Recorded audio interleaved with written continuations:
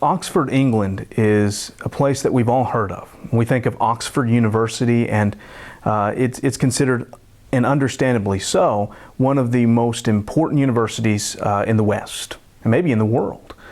What we oftentimes don't realize is not only how old it is, but also how the city and the university are so intertwined. When we think in America, we think of a university town or a college city. We recognize the city, and then there's a portion that's marked off that's part of the campus. It's really not that way with Oxford.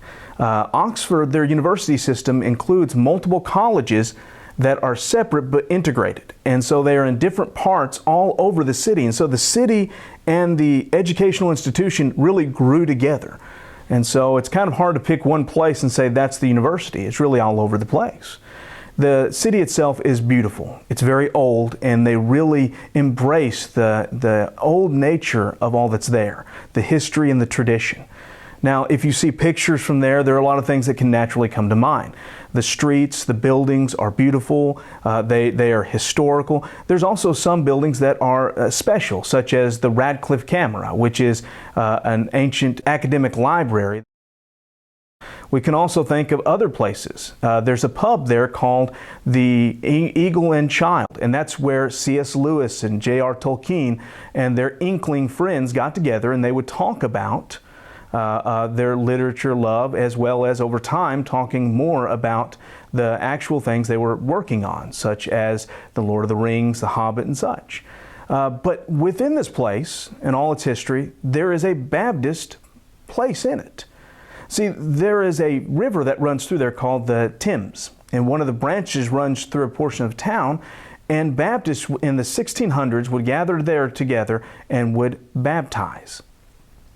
Now, Baptists were identified as nonconformists or even dissenters. They did not follow the Church of England, and so they were out of step with the government and the powers that be. When that happened, naturally, as time would go by, they were marked off, and as they became more of a problem, they were persecuted for it. Those that would gather together at that spot, in that branch where that river was, so they could fully immerse, their building would later be burned down. That's the kind of persecution they dealt with. But they believed in what was sometimes called believer's baptism, or baptism only of a person who has made a profession of faith. So it can't be an infant or a child that can't understand. And it had to be full immersion baptism. This marked them as different. This was not conforming with the religious powers that be.